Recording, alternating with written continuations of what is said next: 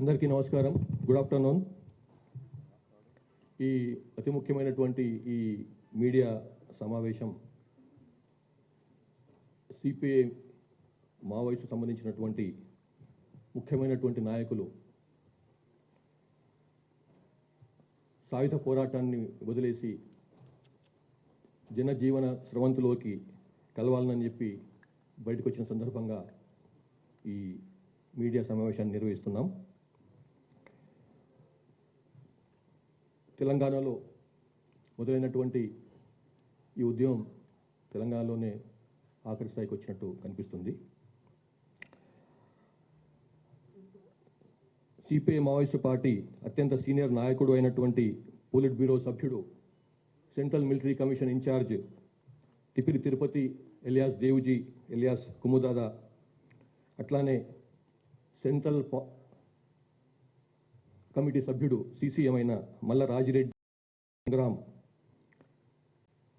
వీళ్ళు రాష్ట్ర స్థాయి చెందినటువంటి తెలంగాణ రాష్ట్ర కమిటీ కార్యదర్శి బడే చొక్కారావు ఎలియాస్ దామోదర్ ఎలియాస్ జగన్, మరియు రాష్ట్ర కమిటీ సభ్యుడు స్టేట్ కమిటీ మెంబర్ అయినటువంటి నూనె నరసింహారెడ్డి ఎలియాస్ గంగన్న ఎలియాస్ సన్ను దాదా కూడా అజ్ఞాతాన్ని వీడి బయటికి వచ్చినారు. వారికి మేము అభినందనలు తెలుపుతున్నాం. వీరి యొక్క వివరాలు క్లుప్తంగా ఆల్రెడీ మీకు ఇచ్చినటువంటి నోట్లో ఉన్నాయి, కానీ వీక్షిస్తున్న వాళ్ళ కోసం అని చెప్పి వివరాలు. ఈ తిరుపతి జగిత్యాల జిల్లా కోరుట్లకు చెందినటువంటి వాడు. ఈ పాత కరీంనగర్ జిల్లా, ఇప్పుడు ఉన్నటువంటి జగిత్యాల జిల్లా కోరుట్లకు చెందినటువంటి వ్యక్తి. ఇతనికి ప్రస్తుతం 62 సంవత్సరాలు. ఇతను కోరుట్లో విద్య పూర్తి చేసుకొని తర్వాత మెట్రికులేషన్ తర్వాత కోరుట్ల ప్రభుత్వ జూనియర్ కాలేజీలో చేరినప్పుడు, తర్వాత కరీంనగర్లో ఇంటర్మీడియట్ చేస్తున్నప్పుడు ఆర్ఎస్యుతో సంబంధాలు ఏర్పడి ఆ విధంగా విప్లవ రాజకీయాల పట్ల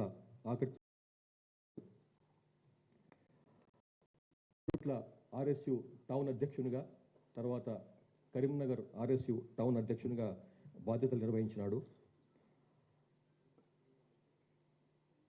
78లో సిపిఐఎంఎల్ పీడబ్ల్యూ కంటే ముందు రూపం ఉన్నటువంటి సిపిఎల్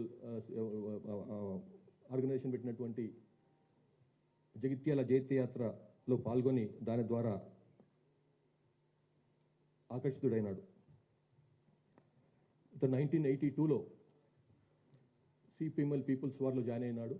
1980లో ఆ పార్టీని ప్రారంభించారు, అది మీకు తెలుసు.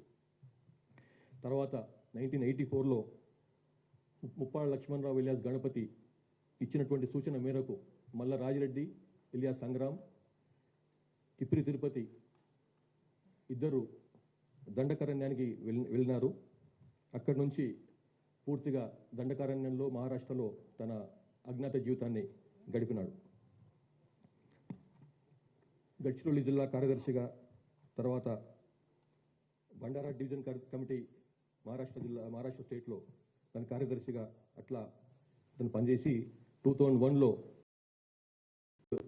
కాంగ్రెస్ అక్కడ సెంట్రల్ కమిటీ మెంబర్గా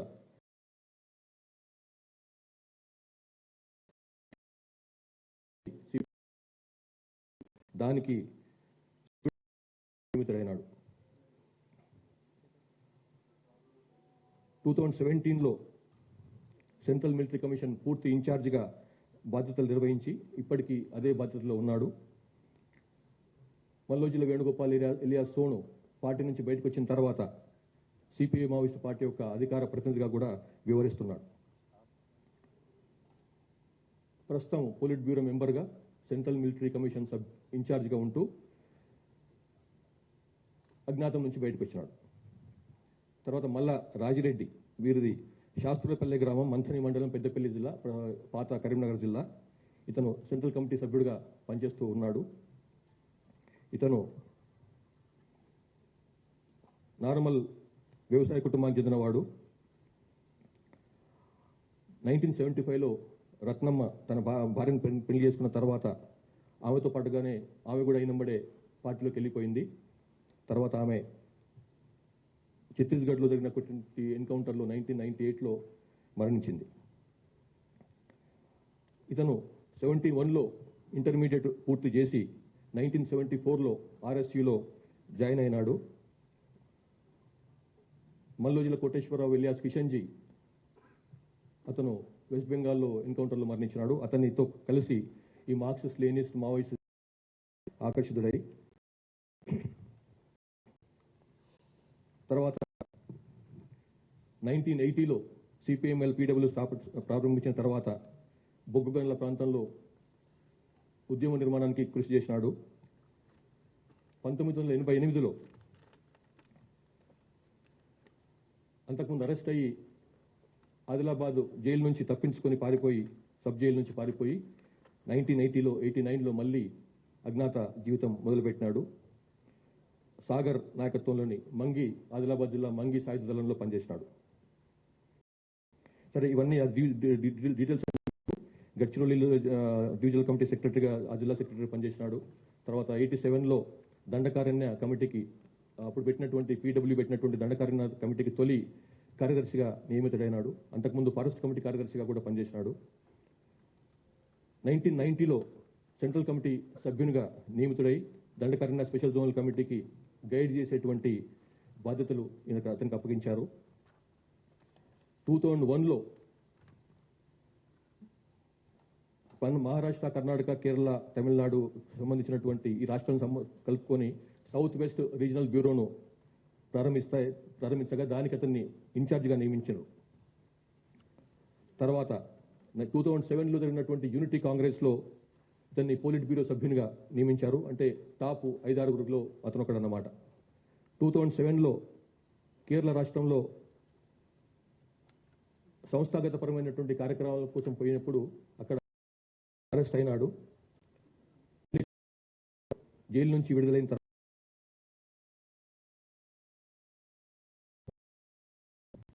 2010 నుంచి 16 వరకు ఛత్తీస్గఢ్ ఒడిశా సరిహద్దు సిఓబి స్పెషల్ జోనల్ కమిటీ కార్యదర్శిగా పనిచేశాడు. తర్వాత 2017లో ఒడిశా రాష్ట్ర కమిటీకి కూడా సెక్రటరీగా ఉంటూ దానికి మార్గదర్శకత్వం వహించాడు. 2022లో దండకారణ్యకు బదిలీ అయ్యి అప్పటి నుంచి ఇప్పటి వరకు దండకారణ్య స్పెషల్ జోనల్ కమిటీకి ఇన్ఛార్జిగా సిసి మెంబర్స్ తరఫు నుంచి ఇన్ఛార్జిగా కొనసాగుతున్నాడు. ఇక ఇక్కడ బయటకు వచ్చినటువంటి మూడవ నాయకుడు బడే చొక్కారావు ఎలియాస్ దామోదర్. ఈయన 46 years ఆఫ్ ఏజ్. ములుగు జిల్లా తాడ్వాయి మండలం చెందినటువంటి కాలోపల్లి గ్రామం. ఇంతకుముందు ఈ ప్రాంతం పాత వరంగల్ జిల్లాలో ఉండేది. ప్రస్తుతం అతను తెలంగాణ స్టేట్ కమిటీ సెక్రటరీగా బాధ్యతలు నిర్వహిస్తున్నాడు. ఇతను కాలోపల్లికి చెందినటువంటి 10 ఎకరాల తండ్రికి 10 ఎకరాల భూమి ఉన్నది. ఆయన ఫ్యామిలీలో కొంత ఇతని కజిన్ తర్వాత బ్రదర్స్ కూడా కొంత ఈ విప్లవ పార్టీల పట్ల అనుకూలత చూపించిన వాళ్ళు. బడే నాగేశ్వరరావు ఇతని కజిన్ ఎలియాస్ ప్రభాకర్ ఎన్కౌంటర్లో కూడా మరణించినాడు. దామోదర్ బయ్యకపేట తర్వాత రాయనగూడెంలో ఉన్నత పాఠశాలలో చదివి గోవిందరావుపేట ప్రభుత్వ కళాశాలలో ఇంటర్మీడియట్ పూర్తి చేసుకున్నాడు. 96లో 10th క్లాస్ అవుతున్నప్పుడే ఆర్ఎస్యూ పట్ల ఆకర్షితుడై అందులో పనిచేసి ఆర్ఎస్యూలోకి జాయిన్ అయినాడు. తర్వాత అజ్ఞాతంలోకి వెళ్ళిపోయి ఏటూరు నాగారం మహాదేవపూర్ ప్రాంతం దళంతో తన అజ్ఞాత జీవితాన్ని ప్రారంభించాడు. తర్వాత ఏటూరు నాగారం మహాదేవపూర్ కార్యదర్శిగా పనిచేసిండు. ఖమ్మం, కరీంనగర్, వరంగల్ డివిజనల్ కమిటీకి సభ్యుడిగా కూడా పనిచేసిండు. తర్వాత 2007లో ఈస్ట్ డివిజన్ కమిటీ కార్యదర్శిగా కూడా నియమించబడ్డాడు. 2015లో తెలంగాణ స్టేట్ కమిటీలో సభ్యునిగా నియమించబడి 2019లో తెలంగాణ రాష్ట్ర కమిటీ మిలిటరీ అఫైర్స్ కూడా అతను ఇన్ఛార్జిగా వ్యవహరిస్తున్నాడు. 2025 జనవరిలో తెలంగాణ రాష్ట్ర కమిటీ సెక్రటరీగా నియమించబడి ఇప్పటి వరకు ఆ బాధ్యతలు నిర్వహిస్తున్నాడు. Nune Narasimha Reddy alias Ganganna, alias Rahul, alias Annudada. ఈయనకి 62 ఏళ్ల వయసు. ఆంధ్రప్రదేశ్ రాష్ట్రంలోని గుంటూరు జిల్లా కాకుమాన మండలం వల్లూరు గ్రామానికి చెందినవాడు. ఇతను దండకారణ్య స్పెషల్ జోనల్ కమిటీలో ఉన్నాడు. పొలిటికల్ ఎడ్యుకేషన్ వ్యవహారాలు చూస్తుంటాడు.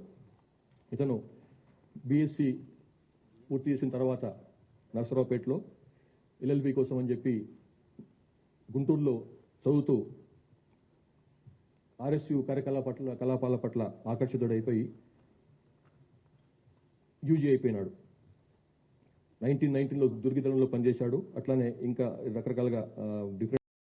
కానీ 2002లో అతను విజయవాడలో మళ్ళీ 2004లో బయటకు వచ్చి మళ్ళీ ఆ టైంలో 2004లో జరిగినటువంటి చర్చల కార్యక్రమంలో అప్పుడే రాష్ట్ర ప్రభుత్వానికి సిపిఎంఎల్ పీడబ్ల్యూకి మధ్య జరిగినటువంటి చర్చలలో అతను ఆ చర్చలకు ఉన్నటువంటి మెయిన్ సభ్యులకు సహకరించాడు. తర్వాత మళ్ళీ యూజీ అయిపోయిన తర్వాత పొలిటికల్ ఎడ్యుకేషన్ టీంలో పనిచేసిండు. Scope sub committee of political education, sub committee and political education అంటారు, దాంట్లో పనిచేసిండు. తర్వాత 2008లో స్టేట్ కమిటీ అయిన తర్వాత మెంబర్ అయిన తర్వాత బీహార్ జార్ఖండ్ ఏరియాలో పనిచేస్తున్నప్పుడు 2010లో బొకారోలో అరెస్ట్ అయినాడు. 2014లో మళ్ళీ విడుదలైనాడు. విడుదలైన తర్వాత అఖిరాజ్ హరగోపాల్ ఇలియాస్ సాకేత్తో కలిసి తర్వాత మళ్ళీ ఆయన చెప్పినందువలన మళ్ళీ మోటివేట్ అయ్యి మళ్ళీ పార్టీలో అజ్ఞాతంలోకి వెళ్ళిపోయినాడు. 2025లో ఇతన్ని తెలంగాణ రాష్ట్ర కమిటీకి బదిలీ చేయగా